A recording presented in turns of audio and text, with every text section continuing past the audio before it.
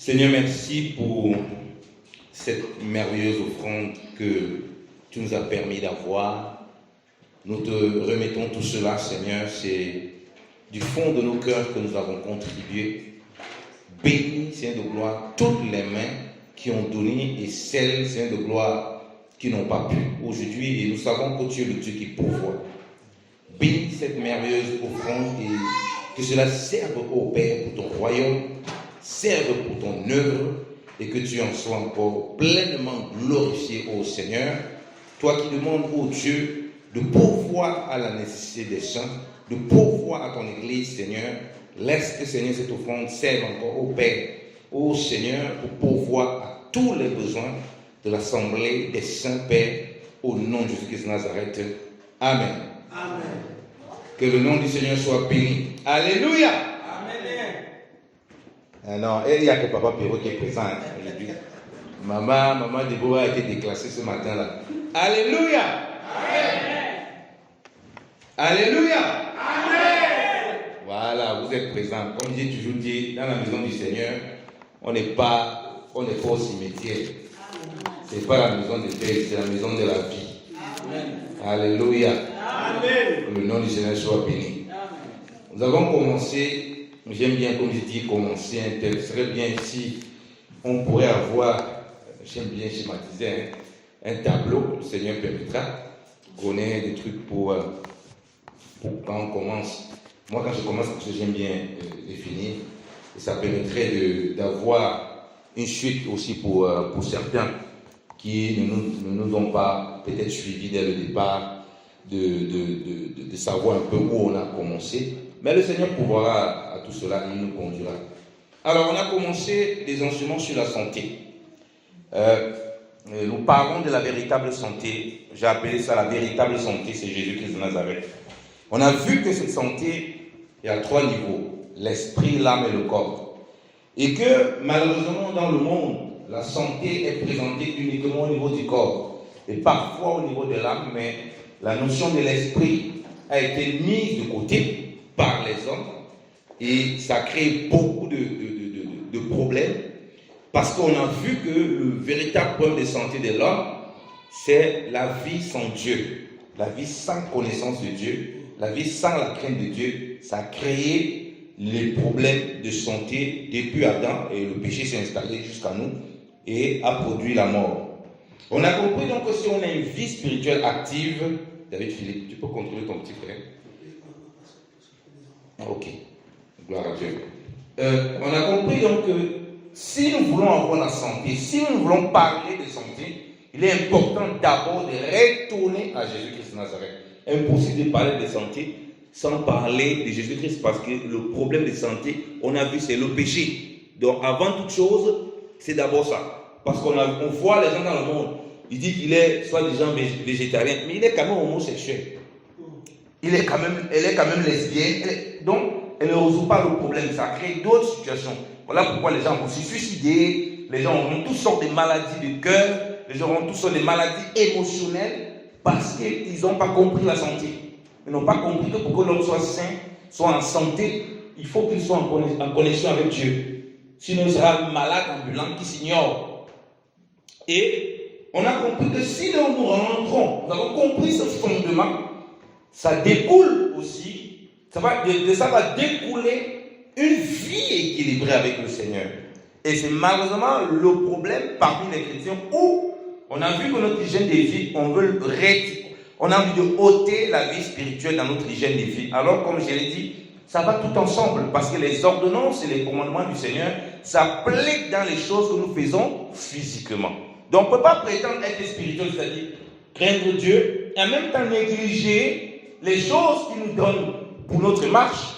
Et on a vu que les excès de table étaient un péché. Pourtant, c'est un truc physique, manger. Tu manges, mais tu pêches si tu ne manges pas correctement devant Dieu, si tu fais des excès. Et c'est des choses comme ça que parfois nous ignorons parce que nous avons classifié les péchés. Si quelqu'un vient là, là il faut qu'il se répande.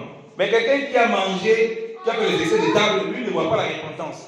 Et du coup, c'est cette façon de marcher qui nous crée des problèmes et qui fait en sorte qu'on ne discerne pas le projet de Dieu. Et parfois, on a beaucoup de problèmes de santé à cause d'hygiène de vie, malheureusement, médiocre. Et comme j'ai dit, on voit que, on a vu que, première chose, l'eau. Adam avait une seule boisson, c'était l'eau. Il faut recommencer à boire de l'eau. Les chrétiens ne boivent pas de l'eau. Et c'est le premier problème même qu'on voit dans l'église. Parce qu'on a remplacé le vin avec les sucreries. Trop de sucreries dans l'église. Et en plus même des trucs transformés. Trop. C'est pas bon. C'est un gros problème de santé. Et on a les problèmes avec les hypertensions, les diabètes, les AVC.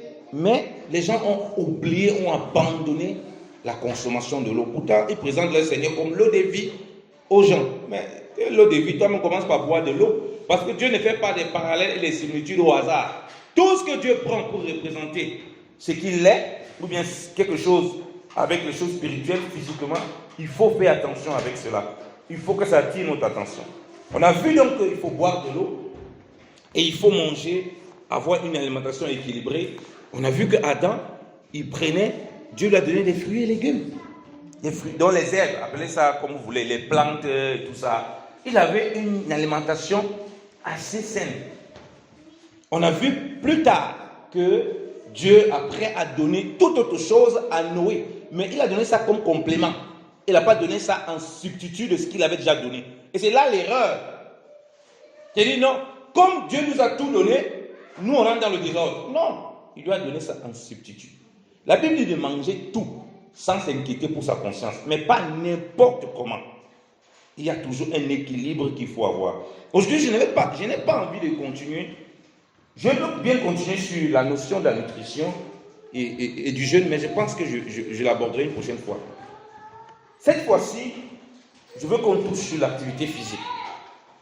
Alléluia. Amen.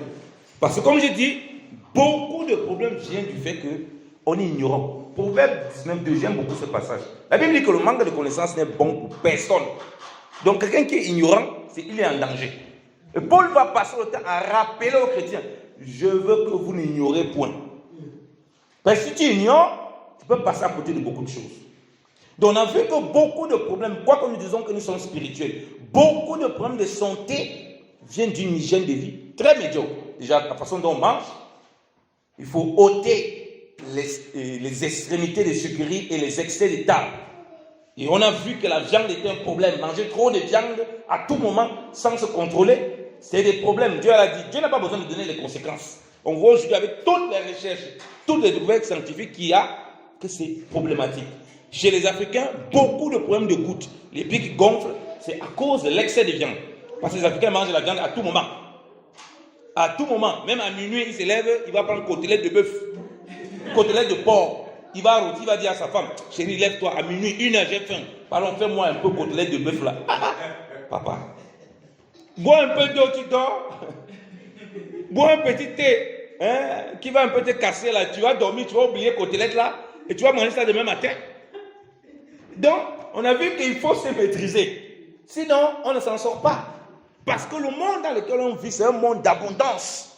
Il y a trop. Surtout ici en Occident. Voilà pourquoi, comme je dis, souvent tu vois les photos de quelqu'un. Moi-même, je vois mes photos quand j'étais encore en Afrique. On était tous mannequins. Dès que tu arrives en Suisse, on met la photo du pays, on met la photo de l'Europe. On dirait que c'est 2 personnes.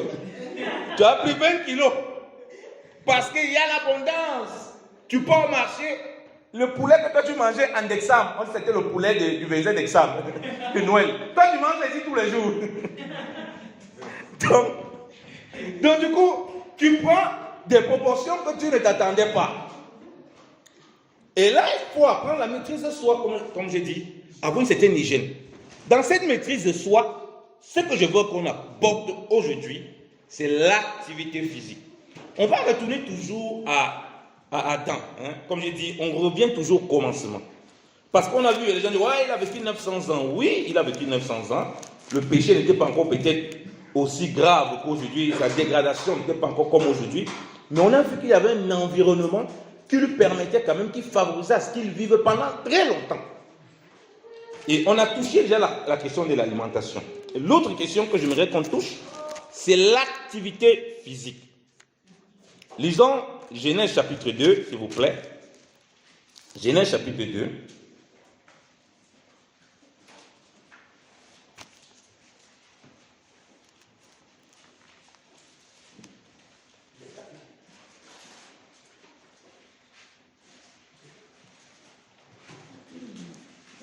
Genèse chapitre 2.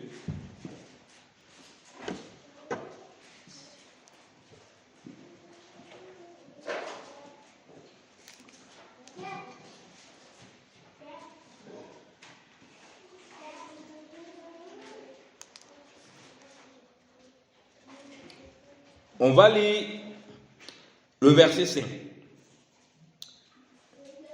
Lorsque l'Éternel Dieu fit une terre et des cieux, aucun arbuste des champs n'était encore sur la terre, et aucune herbe des champs ne germait encore, car l'Éternel Dieu n'avait pas fait pleuvoir sur la terre, et il n'y avait point d'homme pour cultiver le sol. Dieu n'a pas fait son projet au hasard. Dieu nous précise dans sa formation de la création qu'il y a certains éléments qu'il a laissés exprès. Pourquoi? Parce qu'il n'y avait pas d'homme pour cultiver. C'est-à-dire qu'il n'y avait pas d'homme quoi? Pour l'entretenir. Voilà pourquoi un chrétien qui reste, qui ne veut rien faire, qui veut s'asseoir au social, manger à un social, il faut venir, on va prier pour lui qu'il soit délivré. On doit prier qu'il soit délivré. Un enfant de Dieu, regardez, Dieu dit qu'il n'y avait pas encore l'homme pour cultiver. Donc Dieu avait un projet de travail. Rester, tu t'assois, tu ne fais rien. Les autres travaillent pour toi. Tu es assis du matin au soir. C'est pourquoi on a beaucoup de problèmes de santé. Je commence déjà par l'activité physique. Dieu a commencé par lui donner un travail. Dieu a prévu à Adam. On a partagé ça. Qu'il a déjà préparé des choses d'avance pour nous. Donc il avait préparé qu'il devait cultiver. Il devait entretenir. Des chrétiens comme ça, il tourne du matin au soir, il ne sait pas ce qu'il fait. Ça, c'est le Satan qui fait comme ça, c'est le diable. Dieu dit que toi, tu sors d'où? Je me baladais partout dans le monde, je tournais vraiment, je vagabondais. Un enfant de Dieu ne vagabonde pas. S'il ne sait pas à quoi il est appelé, qu'il prie le Seigneur, que le Seigneur l'oriente. Alléluia. Mais tu ne peux pas rester comme ça. Ce n'est pas possible. Dieu n'a appelé aucun de ses enfants, même aucun humain, à rester comme ça, il ne fait rien. Ça, ce n'est pas possible. Donc, il n'y avait encore rien parce que Dieu, il n'y avait personne pour cultiver. Donc, Dieu devait faire pleuvoir sur la terre parce que l'homme était là pour cultiver. Donc, la pluie était là pour un but. Pour accompagner l'homme dans le travail qu'il avait prévu que l'homme fasse. Alors, on va lire le verset 15. L'Éternel Dieu prit l'homme et le plaça dans le jardin d'Éden pour le cultiver et pour le garder. Alléluia. Amen.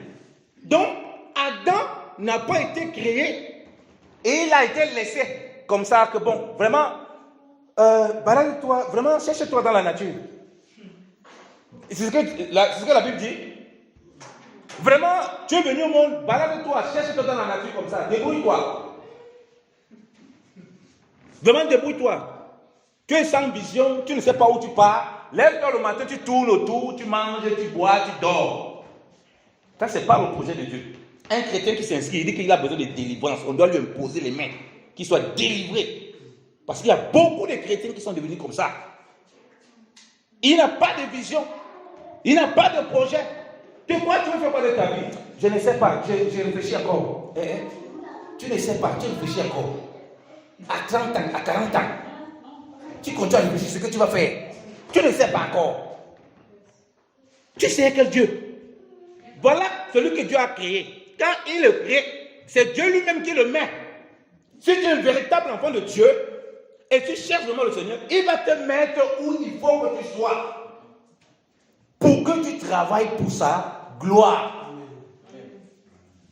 Donc Adam, quand on le crée, il n'a pas besoin de dire faisons l'homme à notre image, à notre ressemblance. Ça, tu lis, oui, ça c'est le projet de départ, mais il explique ce que l'homme doit faire. Il doit dominer sur les poissons, marcher, tout. Mais il y a un projet. Il doit il doit cultiver et garder le jardin. Il doit cultiver et garder le jardin. Tout l'espace là, on ne lui donne pas la superficie. Tout cet espace, c'est lui qui devait veiller. C'est lui qui devait cultiver. C'est à l'homme qu'on a donné cela. Mais malheureusement, parfois, quand je parle souvent du mariage, j'aime beaucoup ce texte. Aujourd'hui, nous, on a quand même beaucoup inversé. C'est les femmes qui gardent et c'est elles qui cultivent. Nous, on est assis, on les regarde. Dans le foyer, c'est ce qui se passe. C'est les femmes qui cultivent. C'est les femmes qui gardent. Pourtant, ce n'est pas à la femme que ça a été donné, premièrement. On a mis la femme comme aide. Mais nous, comme nous les humains, nous sommes trop forts. Nous avons changé le projet de Dieu. Que vraiment, chérie, c'est toi qui dois cultiver et toi qui dois garder. Nous, on va s'asseoir, on va te regarder. Quand tu es fatigué, peut-être on va venir t'aider. Pendant ce temps, l'homme est assis devant la PlayStation, devant la télévision, il voit le match. Tu n'as pas continué de cuisiner là, moi j'ai faim. C'est lui qui devait cultiver. Tout ce qu'on devait manger, c'est Adam que ça a été donné. Alléluia. Je sais que ça dérange les hommes, mais c'est la vérité. La parole dit la vérité. Alléluia. C'est lui qui devait cultiver. C'est lui qui devait montrer à sa femme que voici comment on cultive ici, voici comment on fait des choses. C'est à lui que Dieu a donné la responsabilité de cultiver. Donc s'il voulait manger quoi que ce soit, là, les choses des graines, comme on a dit, les fruits là, qu'il voit, ça pousse, machin, il veut que ça ne pousse là-bas. C'était sa responsabilité première. Il ne s'agit pas seulement d'aller chercher à manger, comme on dit que d'aller chercher le travail. Non. Parce que le travail qu'il avait de cultiver et de garder, c'était aussi pour nourrir la famille. Donc, il était participant de tout ce qui était fait à l'intérieur du jardin. Et c'est comme ça que les papas, nous, on doit faire aussi. Mais, on a inventé des slogans. La place de la femme, c'est la poésie. On a inventé des slogans stupides. Alors que voilà où on a mis l'homme. Il est tout. Il est celui qui cherche, il est celui qui prépare, il est celui qui garde. Et regardez que chaque fois qu'on cite les personnes qui ont vécu longtemps ici, on cite le nom d'une femme. Dites-moi, on cite le nom d'une femme. Pourquoi on cite le nom des hommes? Parce que c'est eux qui étaient premièrement là à travailler et qui s'acharnaient pour que la famille soit en sécurité. Pourquoi aujourd'hui, c'est les femmes qui vivent plus longtemps que les hommes? Parce qu'on est inversé. La femme travaille plus que l'homme, elle est toujours en activité physique. C'est normal qu'elle vive longtemps. Plus que les hommes qui lui assis sur le canapé, il veut prendre le poids. Il prend le vin. Après, il tombe malade, il a des maladies bizarres. On dit que c'est la sorcellerie. Et puis on prend la tête, on commence à menacer les gens dans le village. On poursuit les gens de sorcellerie. Alors que on a abandonné le travail. On a remis ça à la femme. Donc, on cite les noms des gens qui ont vécu longtemps. On ne cite pas Ève. On ne cite pas les femmes. On cite que les hommes. Mais aujourd'hui, regardez, les femmes vivent plus longtemps. Puisque la femme est toujours en activité. Elle ne se fatigue pas. Elle s'occupe de son mari. Elle s'occupe de ses enfants. Elle s'occupe de sa maison. Mais comment vous voulez pas qu'elle vive longtemps? L'activité physique, bien aimé dans le Seigneur, est un moyen par lequel on maintient énormément la santé. Le muscle que Dieu nous a créé, le cerveau que Dieu nous a donné, le corps que Dieu nous a donné, s'entretient par l'activité physique. Je ne parle pas de faire le sport d'aller courir tout le temps, non. Pourquoi on cite les gens qui ont vécu longtemps, on ne cite pas les femmes? Mais nous, aujourd'hui, quand on essaie de regarder, ceux qui vivent longtemps, c'est les femmes. Mais qu'est-ce qui s'est passé? Qu'est-ce qui n'a pas joué? On a abandonné notre rôle. On a donné totalement à la femme. Et voilà, vraiment, occupe-toi de tout. Nous, on vient, on mange, on boit, on dort. Ah, ça, chez nous, les Africains, c'est un problème quand même. Hein. Ceux qui sont d'origine africaine, en tout cas, c'est un problème. Bon, en Europe, ils ont aussi exagéré. Hein. Ils ont commencé à dire qu'on va faire moitié-moitié. Ça, c'est aussi notre dérive. Il ne s'agit pas ici de faire moitié-moitié. Chacun doit rester à sa place, selon que Dieu permet. Mais tout le monde doit être dans l'exercice physique et contribuer pour le bien-être de la famille. Alléluia. Amen. Donc, il ne s'agit pas ici de faire égalité de sexe, machin. Dieu Ici, il a donné la responsabilité à l'homme. C'est-à-dire que l'homme, là, il doit faire de l'activité. Mais quelle est ton activité déjà dans la maison, toi et moi? Quelle est ton activité? Même laver les habits, tu ne connais pas comment laver les habits. C'est ta femme qui lave les habits. Même laver, tu ne connais pas. Alléluia. Amen. Ah ça, je vais taper un peu sur les papas aujourd'hui. Hein. Ça va être compliqué quand il rentre à la maison. Maman va me donner les commissions. Il y en a même qui ne savent même pas combien. Si je dis combien coûte le concombre au marché, il ne sait pas. Il n'a jamais fait les courses. Il n'est jamais sorti pour faire les courses. Toujours couché. Maman, s'il te plaît, va faire les courses. Ah, papa, lève-toi, va faire les courses. Ça va te faire travailler un peu ton corps. Et ça va contribuer à ta santé. Alléluia. Amen. Maman fait les courses. Elle vient, c'est elle qui cuisine. C'est elle qui te sert encore à table. C'est elle-même qui va mettre dans ta bouche. Hé, hey, papa. Non. Sois sérieux. Et on est des paresseux et des faiblards comme ça. Et puis on est étonné qu'on ne vit pas plus longtemps que les femmes de nos jours. La société se porte très mal. L'enfant quand il grandit, on voit les enfants, les filles, qu'elles sont petites, on les donne les jeux de maman, les jeux de cuisine, les jeux de... Mais le garçon, on lui donne seulement les armes, les mitraillettes. Et tout Dieu dit, on ne sait pas. Donc le gars il grandit sans aucune notion de responsabilité. Il grandit seulement avec des jeux vidéo. Donc quand il demain sera, il va chercher à avoir une femme, il ne va pas que la femme soit des jeux vidéo. Il ne va pas que dans le foyer c'est des jeux vidéo. Il ne grandit avec aucune notion de responsabilité, de travail, de s'occuper de sa maison, de s'occuper de ses enfants, de prendre du temps. Quand on dit au père d'instruire les enfants, il va instruire les enfants là. Comment? S'il n'est pas avec les enfants.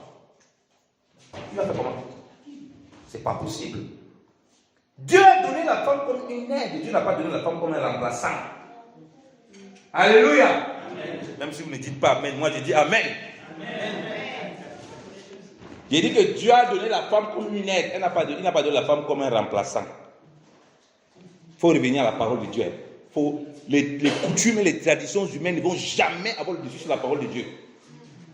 Maintenant, parce que l'homme a beaucoup de choses à faire, parce qu'il a beaucoup d'activités, là maintenant il peut déléguer. Et il délègue pour avoir l'équilibre. Mais la délégation n'est pas maintenant devenue maintenant le remplacement.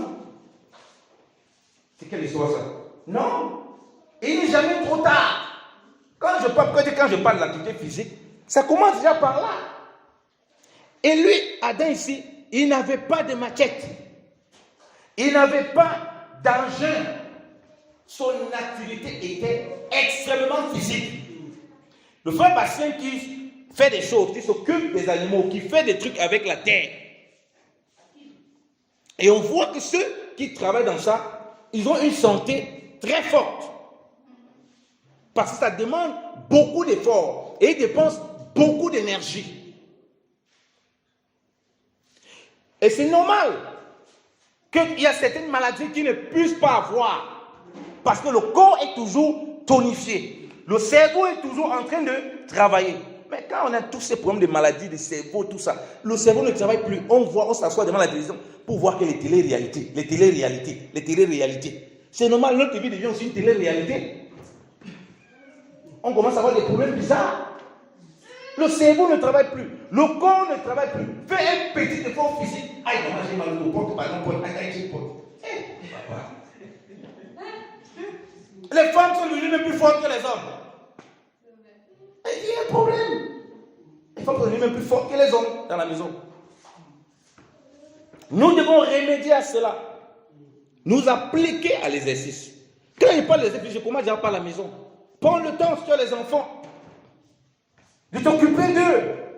Dans la mesure du possible, je ne demande pas que le papa doit tout faire. Non. Vous répartissez les tâches, mais tu dois t'exercer. Tu dois commencer déjà à bouger à la maison. C'est là que commence l'exercice physique. Alléluia. Amen. Commence par marcher. Rester tout le temps si ce n'est pas bien. Le corps n'a pas été créé pour rester physique, statique. Voilà pourquoi lui, Dieu le forme, Dieu le crée, Dieu le met, cultive, travaille, en fait. Et s'il travaille, il va bouger. Alléluia. Amen. Et encore plus qu'on est en Europe ici, avec toutes les nouvelles technologies, c'est encore la catastrophe. Et il y a un frère qui me rappelait, vraiment, on parlait, un groupe de prière, il y a un frère qui rappelait que tu voyais les photos des hommes à l'époque, de l'époque même ici en Occident. Ils étaient physiques, musclés. Aucun ne pas dans salle de musculation. Pourquoi? Parce qu'ils travaillaient beaucoup physique et ils s'y aidaient. Maintenant, tout le monde, les hommes, de 7 ans, ils sont obèses avec les joues bizarres. On dit, mais qu'est-ce qui s'est passé? Qu'est-ce qui n'a pas joué entre les deux? Vous voyez? Parce qu'il a commencé à avoir une de ces paresses qui s'est installée. L'homme ne s'est pas adapté aux nouvelles technologies. Il a pris une nouvelle technologie, comme je dis, chaque fois que, je vous ai tout dit, il rappelle ça, chaque fois que l'homme a appris à transformer quelque chose, il en abuse. C'est censé nous aider, mais ça devient un problème. Maintenant, on a tout, on a les transports, on a tout ça, on a les outils pour travailler, gloire à Dieu. Mais si ça vient maintenant remplacer le fait qu'on doit faire l'exercice physique, il y a un problème. Quand la Bible dit que l'exercice physique n'est utile à peu de choses, c'est par rapport à quelqu'un qui est déjà consacré à Dieu. Parce que dans cette consécration, il va automatiquement faire l'activité physique. Sortir évangéliser, tu vas marcher, tu vas voir que ça te fait du bien. Parler de Jésus-Christ, ça va te faire du bien parce que la parole là, ça va revenir tout le temps dans ton cerveau et ça va travailler ton cerveau. Ça va travailler ta mémoire. Mon fils aîné, il a appris, il avait des problèmes pour parler. Quand il est arrivé, pour lire. Mais comment il a développé ça? Rien qu'en lisant la parole de Dieu. Chaque fois en lisant la parole de Dieu, c'est comme ça que ça a cultivé cela. Amen.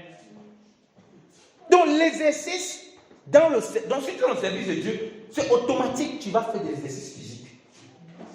Je suis ici là, je parle, non? Je suis debout. Est-ce que je suis assis? Maintenant, c'est grave. Il y a des églises, le pasteur, lui, n'est plus assis. Il n'est plus debout. Le gars a une chaise qui est un peu montée en haut là-bas. Donc, il est un peu assis. Il quitte là, il s'assoit là à côté. Il ne bouge plus. Et puis demain, s'il fait un AVC là, comme maintenant il y a l'AVC qui est plein dans l'église, s'il fait un AVC là, on va venir l'entourer pour commencer à chasser les démons. Chasser les... Oh, attaque démoniaque. Ce n'est pas attaque démoniaque.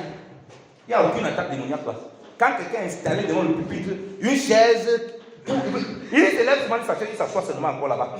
Vous voulez quoi? Il refuse de faire un peu d'exercice. Mais il va être en santé comment? Par quelle magie vous voulez qu'il soit en santé? Comment vous voulez qu'on vive longtemps comme ils ont vécu longtemps? Par quelle magie? Il faut bouger. Le corps a été créé pour bouger. Il faut faire des exercices physiques. Et si on fait déjà à la maison, c'est déjà une bonne chose. Comme le dit, comme Adam. S'occuper un peu, aider maman dans les activités, travailler un peu, couler un peu la chair en faisant des choses là à la maison. Tu n'as pas besoin d'aller. Je ne dis pas même pas commencer à aller courir dehors, faire la marche. Non, commence déjà par là. Bouge déjà. Mais rester couché, te lever, chauffer un truc, aller au micro-ondes, tu pars, tu te recouches, tu dors. Tu es en train d'appeler la maladie sur toi. Il y en a même que pour prier, il est couché. Merci Seigneur, oh béni sois-tu cette journée Seigneur, je te rends grâce. Couché, hein? Il prie lui coucher. Il dit, ça c'est quelqu'un qui a prié ça. Il y a une bien-aimée qui m'avait dit ça à l'époque, il y a peut-être 10 ans de cela. Elle dit, ma soeur, arrête ça. Que ça, Dieu n'a prié pas ce genre de prière. Elle dit, oh mon Dieu, papa, je suis fatigué, je me couche seulement, je rends grâce à Dieu. Si Dieu t'apparaissait physiquement, je suis sûr que tu devais chuchoter de ton lit là. Parce que ça c'est un mépris total. Ça c'est un mépris total. Toi, disant tu es fatigué. Vous voyez que même quand on fait l'exercice de Dieu, quand on fait le travail de Dieu, physiquement ton corps va travailler. Quand on chante ici, les frères chantent, les cordes vocales, ils sont debout pendant au moins 1 heure. C'est bien pour leur santé. Alléluia. Amen. Dans la chorale, chacun assis sur sa chaise pour chanter. C'est qu'ils sont ça. Les pasteurs sont assis sur leur chaise pour prêcher. Ceux qui chantent sont assis sur leur... Non, je suis fatigué de rester debout. Je vais m'asseoir. On a des problèmes comme ça et on va accuser le diable. Et dans nos maisons, pareillement, tout est laissé à une extrême facilité. Il n'avait pas de roulette, il n'avait rien, il n'avait aucun engin. Donc ça veut dire que c'était difficile déjà. Ça c'est 1. 2, lorsque Adam et Ève pêchent, qu'est-ce que Dieu dit? Vous connaissez, on le lit quand même. Dieu dit,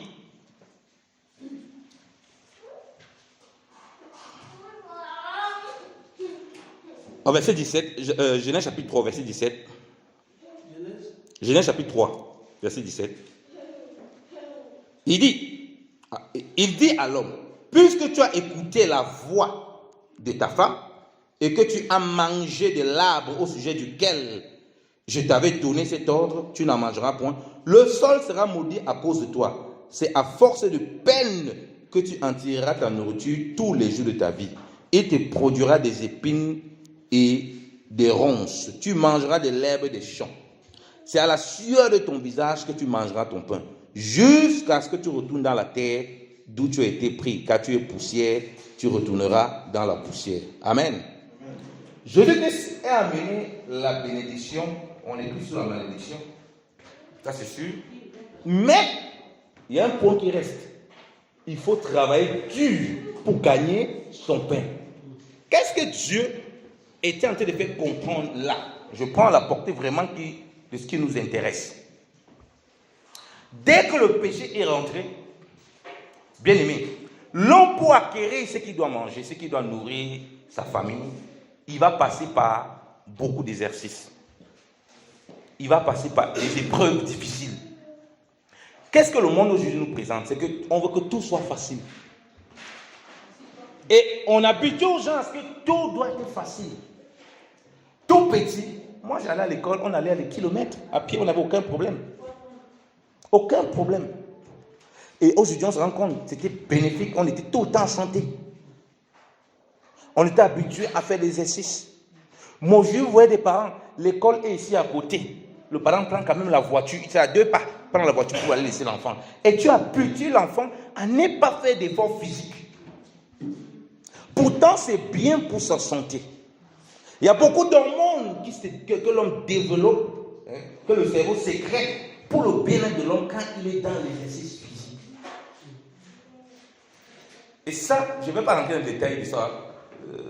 Là, je vous laisse vous-même rechercher. Si le Seigneur permet, on pourra en parler. Donc, dans l'exercice physique, dans l'activité physique, où tu as la sueur, où tu commences un peu, tu fais de l'activité, même si c'est au niveau de ton cerveau, même tu réfléchis tout ça, l'activité physique ne peut que t'apporter du bien. Alléluia. Amen. Donc, on ne peut pas parler de santé et puis on néglige ça. Comme on a dit, on commence d'abord par la façon dont on s'alimente et ensuite, on utilise notre corps comme Dieu le veut. Mais là, aujourd'hui, on te propose toutes sortes de formules pour faciliter au maximum l'activité. C'est bien et c'est dangereux. Vous voyez des personnes qui ne marchent pas, qui ne font pas. La Bible dit quoi? Quand on parle de la relation avec Dieu, on parle marcher avec Dieu. Est-ce que Dieu peut utiliser un élément si cet élément est mauvais? Je vous pose la question. Dieu peut-il utiliser un élément si cet élément est mauvais lorsqu'il veut se référer à nous? Non. Si Dieu nous dit marcher, c'est parce qu'il sait que la marche est bonne. Si Dieu dit marche avec moi, il ne peut pas dire que marche, il sait que la marche n'est pas une bonne chose. Donc vous voyez qu'il y a toujours un parallèle entre les choses physiques et les choses spirituelles. Et comme je dis, quand tu es dans l'activité physique à la maison, tu vas marcher, tu vas te déplacer. Regardez comment Dieu a créé les femmes, parce que les femmes ont une capacité quand même d'être multitâches, contrairement un peu moins aux hommes que les hommes. Mais elles bougent tout le temps, elles travaillent tout le temps. C'est normal qu'elles dorment paisiblement. Oh papa, je ne peux même pas dormir, mais c'est normal, tu n'as fait aucune activité physique, mon frère.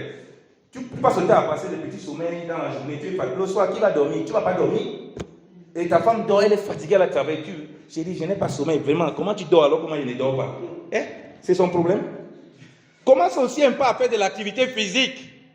Tu vas arriver le soir, tu seras fatigué, tu vas dormir. Pendant que madame travaille, toi tu dors. Et quand elle va dormir, toi tu te réveilles. Qu'est-ce qui ne va pas? Qu'est-ce qui n'a pas joué?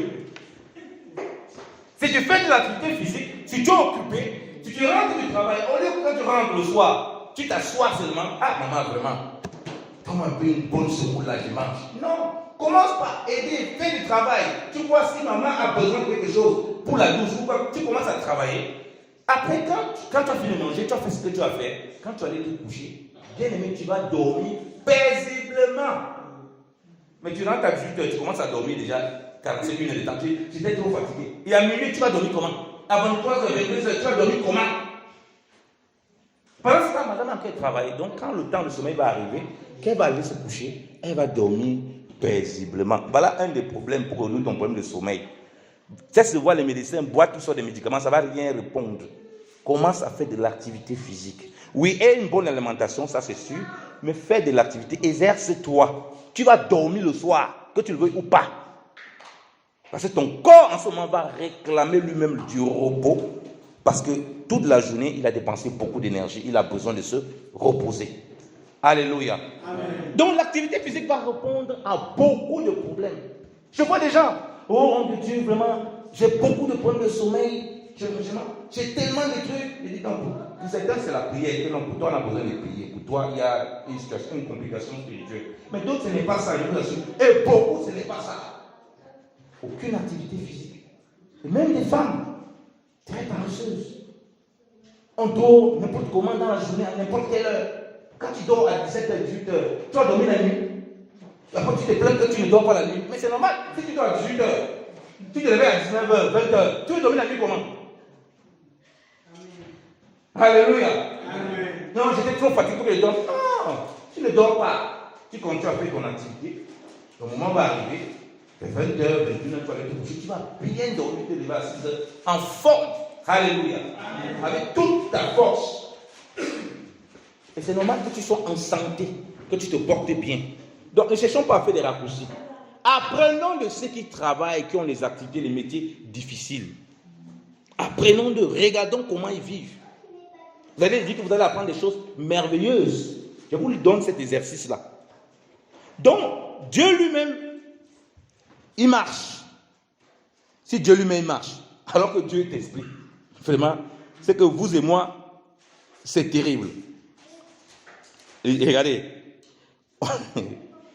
on va lire, on lit dans Genèse chapitre 3, au verset 8. Alors, ils entendirent la voix de l'Éternel Dieu qui parcourait le jardin vers le soir. Et l'homme et sa femme se cachaient loin de la face de l'Éternel Dieu, au milieu des arbres du jardin. Amen. Amen. Dieu est esprit. Mais Dieu lui-même te montre que le soir, il parcourt le jardin. Donc Dieu n'est pas, si tu veux essayer de voir Dieu, bon, nous sommes des humains, c'est difficile de se représenter Dieu. Donc, tu vois que Dieu qui est esprit. On dit qu'il parcourt le jardin. Le jardin qu'il a donné à l'homme. Il parcourt. Toi, tu ne bouges pas. Dieu lui parcourt le jardin alors qu'il est esprit. Il nous montre ce qu'il faut faire. Mais non, dit non. Si Dieu lui, il veut courir, mais moi, il ne court pas. Dieu parcourt. Donc, il a de l'exercice qui nous montre. Alors qu'il est Dieu. Tout ça, c'est pour nous enseigner. Parce que Dieu est esprit. Il est partout en même temps.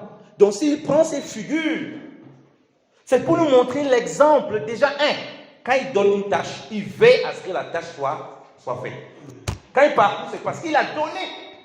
Cultive, entretien, garde. Je vais venir constamment vérifier si ton travail est bien fait. Alléluia. Amen. Mais nous, ce n'est pas vraiment ce que nous on fait. On est parfois champion de donner seulement des ordres. Après, on ne sait même pas si ça a été bien fait.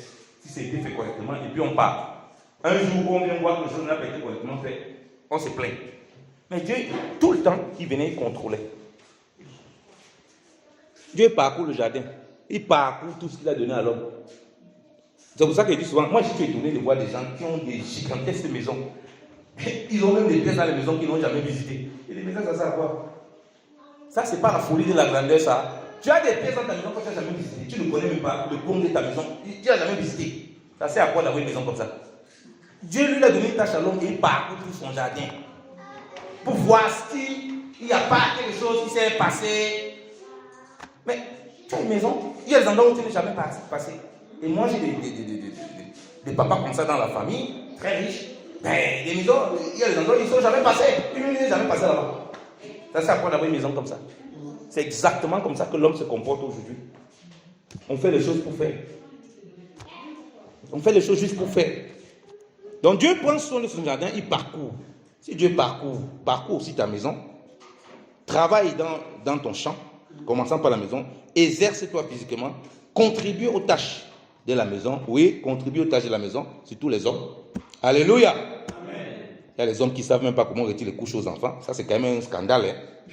Non, ça, c'est le travail des femmes. Qui a dit ça que c'est le travail des femmes? Elle a accouché l'enfant là seule. L'enfant l'a apparu dans son ventre. Tu ne fais aucune activité physique. C'est normal après que tu aies un problème de santé. Occupe-toi des enfants. Occupe-toi de la maison. Si un endroit qui n'est pas propre, si maman n'est pas là, toi fais. Alléluia. Amen. Il dit que les hommes aujourd'hui, ils ne veulent pas vous lâcher. Parce que ça, c'est le problème pour nous, les hommes. Moi-même, ça me concerne moi-même. Même si parfois on peut se brûler un peu à la cuisine, moi, on va quand même se brûler. Donc, il faut être dans cette activité. Et puis on est étonné que nos femmes sont toujours plus en santé que nous. Mais c'est normal, parce qu'elles ont compris ça. Même si nous, on a un peu, parfois on abuse, elles ont compris ça. Donc Dieu parcourt, Dieu marche. On nous dit que Enoch marcha avec Dieu. Et il ne fut plus. Enoch marcha avec Dieu et il ne fut plus. Donc il marchait. Donc la marche est très très importante. Prenez l'habitude de marcher. Marcher, il y a des endroits où vous pouvez marcher, chanter des cantiques, rendre grâce à Dieu. Ça vous libère l'esprit. Parfois, vous avez même des soucis, des problèmes qui vous encombrent. Laissez le téléphone pour commencer à bavater à gauche, à droite, les écrans pour dire ah, je suis fatigué, je suis démoralisé. Sortez marcher. La marche va vous faire du bien. On dit que même ceux qui sont été partis avec Dieu, c'est dans la marche. Donc, ils marchaient avec Dieu. Et il n'y avait pas les transports là-bas. Donc, physiquement, ça représentait vraiment la marche. Quand Dieu venait causer avec eux, ils ne disaient pas Dieu, je suis dans la voiture, attends Seigneur, j'arrive à la maison, je dépose la voiture. Ils marchaient avec Dieu. Abraham, lorsque Dieu le visite par les 3 hommes, Abraham va marcher. Lisons l'écriture, Genèse chapitre 18.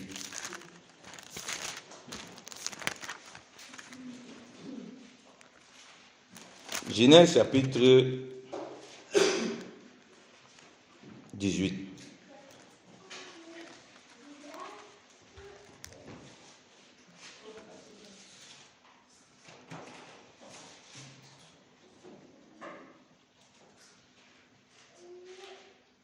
Donc, 3 hommes sont venus dans la maison d'Abraham. Parmi eux, il y a le Seigneur.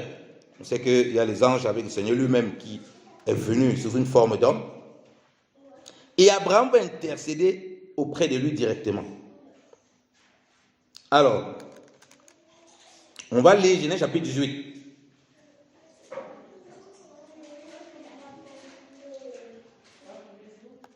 On va lire à partir du verset 20.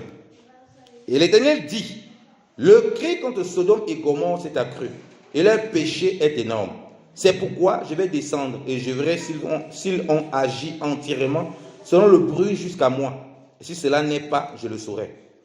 Les hommes s'éloignaient et allèrent vers Sodome. Mais Abraham se tint encore en présence de l'Éternel. Abraham s'approcha et dit, feras-tu aussi périr le juste avec le méchant? Arrêtons-nous déjà là. Je vais lire le verset 33, quand Abraham a fini d'intercéder. L'Éternel s'en alla lorsqu'il eut achevé de parler à Abraham, et Abraham retourna dans sa demeure. Les 3 hommes, quand ils sont présentés à Abraham, bien aimé, il a vu 3 hommes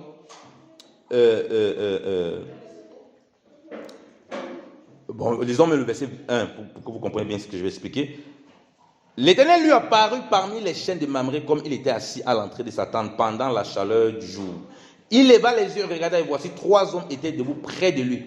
Quand il les vit, il courut au-devant d'eux. Signez bien ça, hein? Depuis l'entrée de sa tente et se prosterna en terre. Et il dit, Seigneur, si j'ai trouvé grâce à tes yeux, ne passe point, je te prie, loin de ton serviteur. Amen, arrêtons-nous là. Donc, voilà les 3 hommes qui sont présentés. 2 vont partir à Sodome et Gomorrhe. On comprend que c'était les anges. Et Abraham était avec le Seigneur. Et il intercède auprès de Dieu. Après, Dieu va le laisser. Il va retourner à sa maison. Il n'y a ni chevaux, ni chameau, alors qu'Abraham était très riche en bétail, très riche en tout. Mais c'est une conversation directe, une causerie en marchant avec Dieu. Et les autres hommes sont partis. La Bible nous dit qu'ils sont rentrés. Est-ce qu'ils avaient les chevaux? Ils sont rentrés comme des hommes ordinaires, en marchant, quand l'autre les prend là-bas. Abraham ne va venir. Et il la court vers eux. Il court vers eux. Maintenant, si quelqu'un veut essayer de courir, même, peut-être c'est là, mais si tu vas souvent l'attraper une fois, c'est l'ambulance qui va souvent appeler. Parce que tellement il ne fait pas l'activité physique qu'il essaie une petite course, déjà monter les escaliers, c'est comme si son cœur s'arrêtait. Parce que le cœur est tellement fatigué du fait qu'on ne fait pas de l'exercice physique. Abraham avait toute cette atmosphère, mais regarde comment Dieu se révèle, comme des hommes qui passent, qu'on retient, donc, qui marchent, qui font de l'activité. Il n'y a rien de hasard dans les Écritures. Rien. Et on aurait pu nous dire, oui, ils sont venus en chevaux. Papa, ils passaient là en chevaux. Non. Oui, ils étaient sur l'âne. Non. Christ, en ce moment, il a pris l'âne. C'est le seul moment qu'il veut rentrer à Jérusalem parce qu'il va accomplir une prophétie. Mais Jésus-Christ marchait beaucoup. La Bible dit qu'il s'éloignait vers la montagne pour prier. La preuve, on l'a vu en train de marcher sur les eaux. Donc, Jésus-Christ était un marcheur. Abraham, pour aller livrer son fils, Isaac, bien-aimé, il a marché. La Bible dit qu'il marchait avec Isaac. Ce n'était pas les paresseux. Abraham pouvait dire non, je vais monter sur un âne ou bien sur un cheval. Il n'y a pas question que je marche. Et on est tourné, Abraham a vécu longtemps. Mais il marchait. Mais les chrétiens ne marchent plus. Parce qu'on a le train, parce qu'on a je ne sais pas quoi, parce qu'on a le machin. Tu peux avoir tout ça. Tu laisses ta voiture à un endroit, quand tu finis le boulot, tu t'arrêtes, tu sors de ton train. Après, tu commences à marcher, tu prends ta voiture. Alléluia. C'est à nous d'avoir, de mettre en place tous les éléments pour notre bien-être.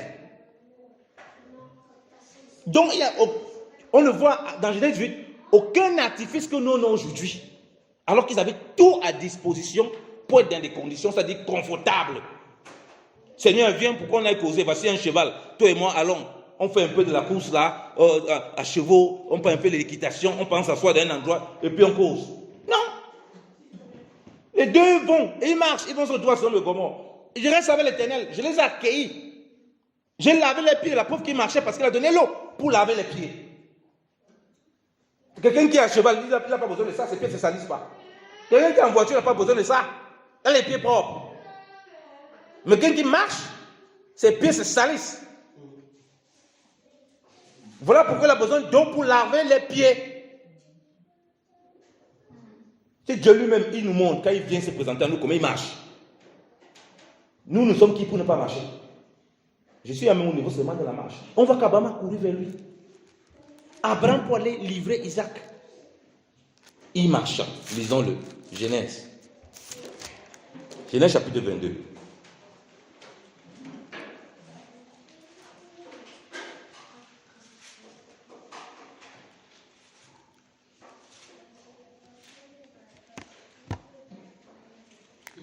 Genèse chapitre 22, quand Dieu va demander à Abraham d'aller livrer son fils.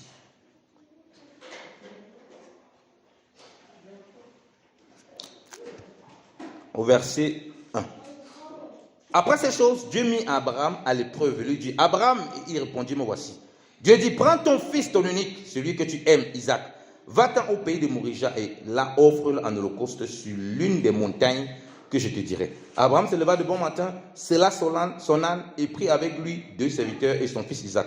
Il fendit du bois pour l'holocauste et partit pour aller au lieu que Dieu lui avait dit. Le 3e jour, Abraham leva les yeux, vit le lieu de loin. Lisons l'Écriture, c'est très important.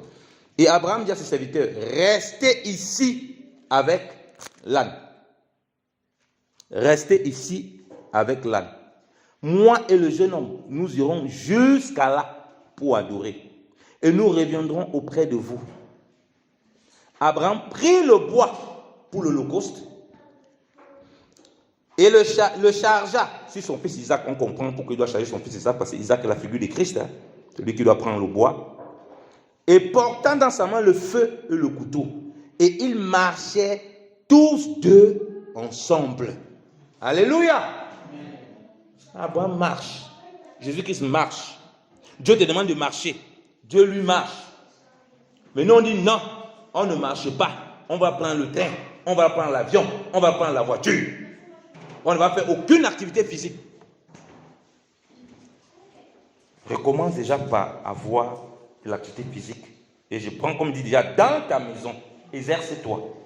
Et si tu n'as pas peut-être le temps d'exercer à la maison, tout ça, travailler, tu es trop occupé, il n'y a pas de problème. Prends l'habitude de marcher. Fais de la marche. Marche, ton corps a été créé comme ça.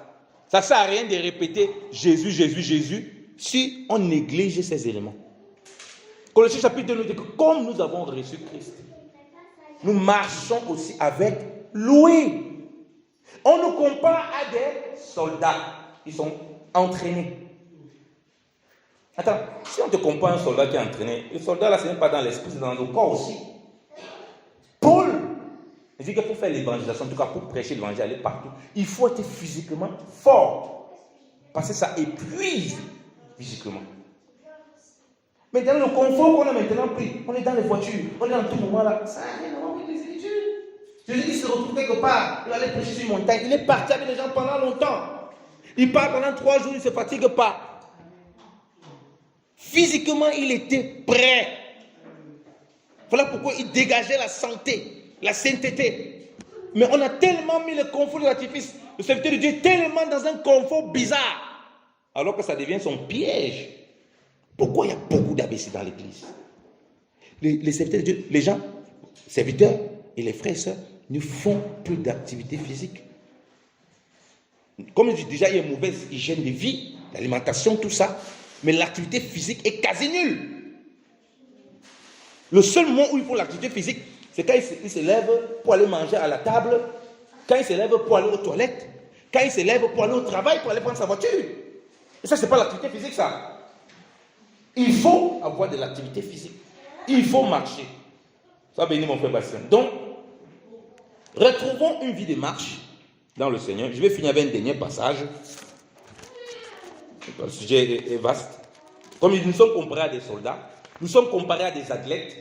Donc ça veut dire que nous ne pouvons pas parler à athlète. Quand tu vas dire que tu compares à athlète, on voit comment tu respires. C'est comme si tu vas mourir dans quelques secondes. Je ne sais pas comment tu vas convaincre l'autre que toi tu es un athlète de Jésus. Hein. Regarde ce que l'Écriture nous dit. Dans Matthieu chapitre 10.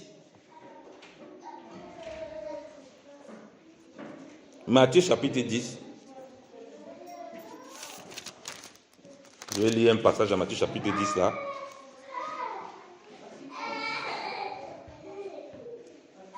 Matthieu chapitre 10, verset 23. Regardez ce que le verset 23 dit. Quand il envoie les disciples, il les envoie prêcher l'évangile. Comme j'ai dit, ils avaient un avantage, ils faisaient l'exercice physique. Parce qu'évangéliser là, ils partaient à pied. Ils marchaient, ça les aidait beaucoup. Moi, quand j'ai livré les journaux, quand j'étais à l'école d'ingénieur, mon sport, quand j'ai livré les journaux, bon, tu devais être sur ton petit boguet, après tu vas être dans les boîtes aux lettres. C'est très physique, mais moi je courais tous les matins.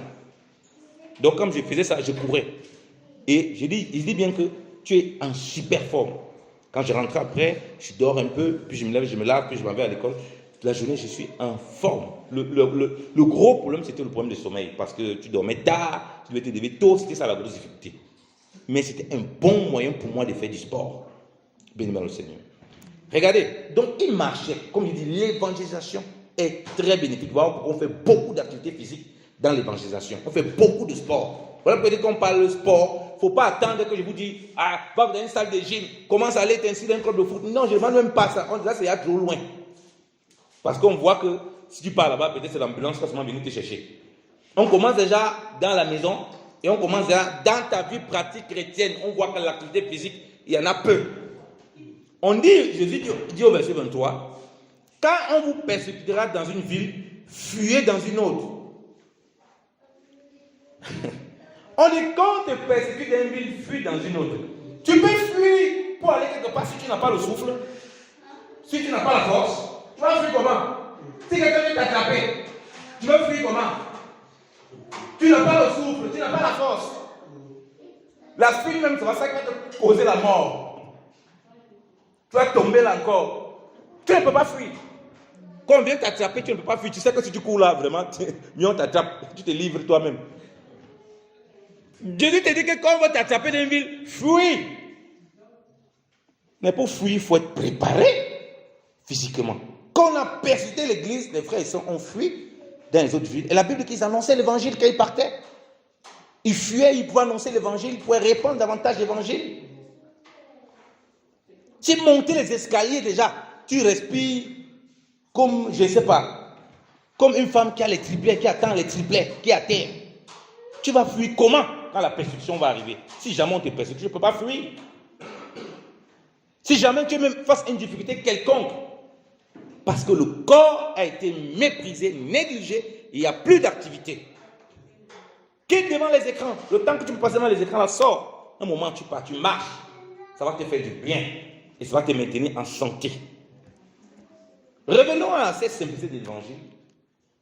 Le sujet est vaste, je ne peux pas le compléter tout aujourd'hui. Donc, comme j'ai dit, si nous buvons de l'eau, nous mangeons équilibré, faisons de l'activité physique en commençant dans nos maisons. Si on n'a pas le temps, on est beaucoup occupé, commençons dans nos maisons à faire de l'activité physique. Restez debout, bougez, travaillez, fais quelque chose. Occupe-toi dans ta maison. Dans le cas contraire, marche. Pratique de la marche. Prends l'habitude de laisser ta voiture quelque part. Même si tu vas au travail, tu laisses un endroit, tu marches. C'est bénéfique pour ta santé. Si Dieu a marché, qu'est-ce qui t'empêche pas de marcher? Si Dieu nous demande de marcher avec lui, et il prend les exemples sur ça, qu'est-ce qui nous empêche de marcher?